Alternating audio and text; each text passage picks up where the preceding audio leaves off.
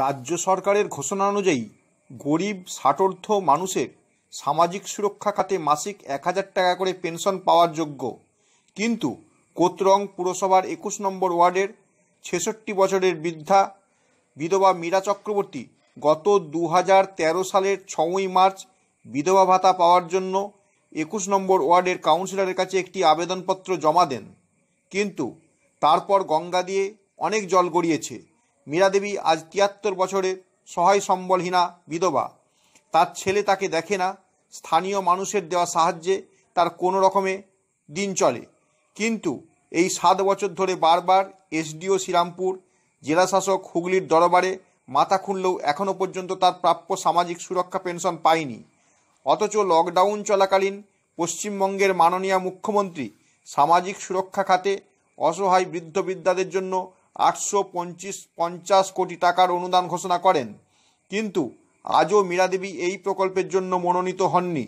বিষয়টি লক্ষ্য করে স্থানীয় অ্যান্টি করাপশন কমিটি বা ভ্রষ্টাচার নির্মূলন সমিতি গত ১৬ই April ২০২০ SDO Serampore, district magistrate Hooghly এবং পশ্চিমবঙ্গের মুখ্য সচিব রাজীব কুমারকে চিঠি লেখেন যাতে মীরা দেবী তার প্রাপ্য বয়স্ক বিধবা হিসাবে সামাজিক পেনশনটা পান।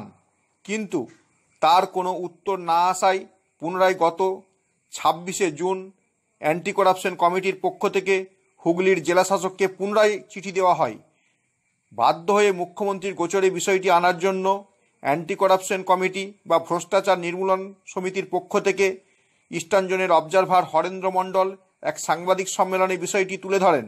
আশা করি পশ্চিমবঙ্গের মাননীয় মুখ্যমন্ত্রী বিষয়টি গুরুত্ব সহকারে বিবেচনা করে প্রয়োজনীয় নির্দেশ দেবেন যাতে মীরা দেবী জীবনের শেষ বয়সে অন্তত দুমুঠো খেয়ে পড়ে বাঁচতে পারেন।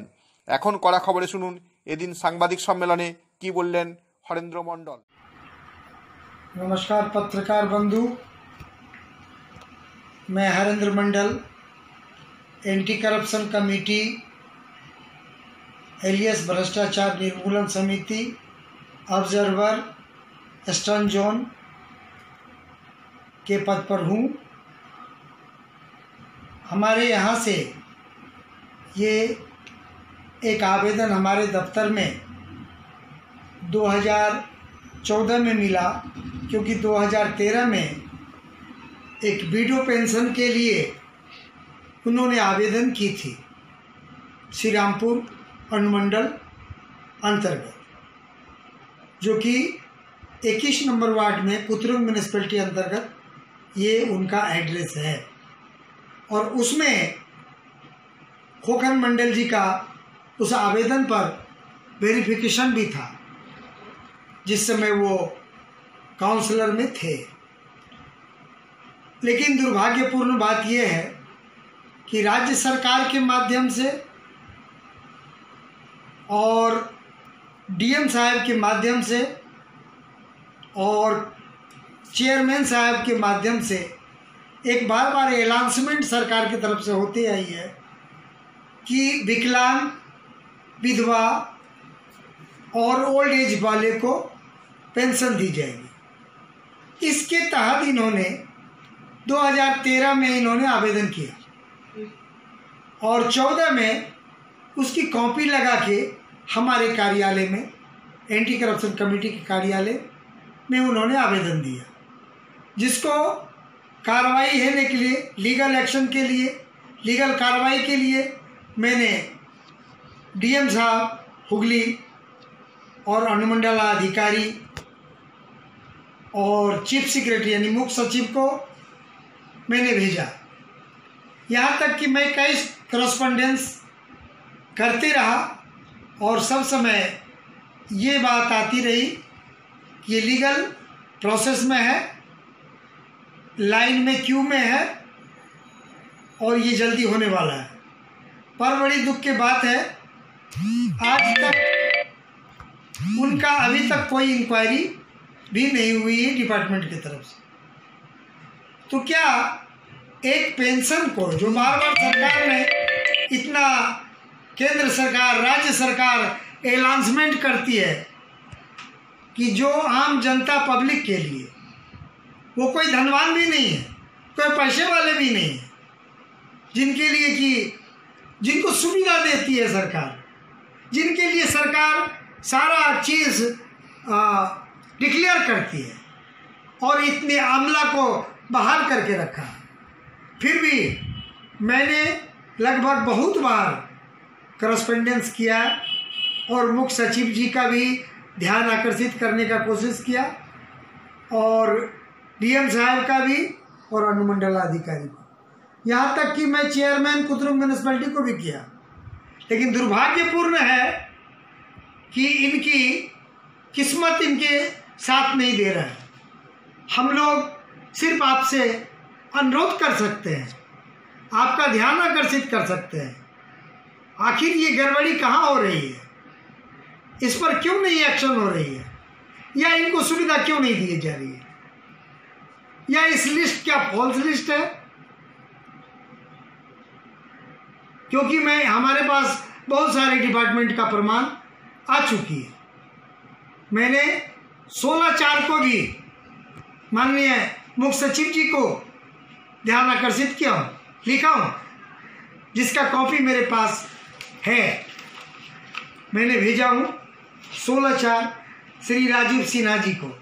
बड़ी दुख के साथ लिखना पड़ा कि ये ओल्ड एज को उन पर दया होगी, कृपा होगी सरकार की, जो मौलिक अधिकार इनको प्राप्त हो पाएगी।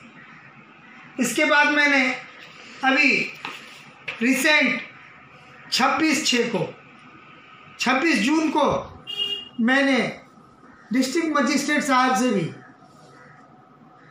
लास्ट निवेदन किया हूँ, और अनुमंडलाधिकारी को भी, इस पर ध्यान दिया जाए, इस गरीब महिला पर, इन पर दया किया जाए,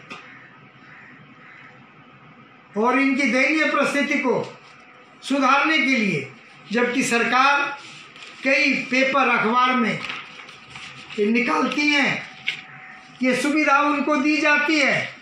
ये सुविधा कैसे देते हैं आप, किसको देते हैं? जो आवेदन करता है उनको नहीं, किस माध्यम से देते हैं? अगर 7 साल में इनको सुविधा नहीं मिल पाई तो क्या कहूँ मैं। हमारी संस्था तो ये भ्रष्टाचार और अत्याचार के खिलाफ ऑलवेज काम करते आ रही है, आपकी ध्यान आकर्षित करती रहती है। जो जरूरतमंद है उनका जरूरत को पूरा किया जा सके और उनको सुविधा मिल पाए, यही मेरा काम है, यही मेरा अनुरोध है, और यही मैं आपसे बार बार निवेदन करूंगा कि आप इन पर कृपा करें, दया करें, जिससे इनकी समस्या मुक्त हो पाए, और सरकार पर एक साधारण लोगों का, विशेष करके मुख्यमंत्री और चीफ सेक्रेटरी पर लोग भरोसा करते हैं, उम्मीद करते हैं, अपनी मौलिक अधिकार का मांग कर रहे हैं।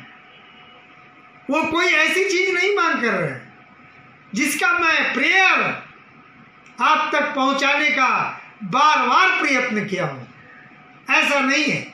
तो अगर एक एंटी करप्शन जिसको सहयोग कर रही है, वो अगर सक्षम नहीं हो पा रही, एक साधारण आदमी कितना दूर तक पहुंच सकता है? तो मेरा काम ही तो है, जिनको न्याय नहीं मिल पाती है वहां तक उसको न्याय तक पहुंचाने का कार्य करती है। इसलिए मैं आपसे जय हिंद, जय भारत, यही निवेदन है।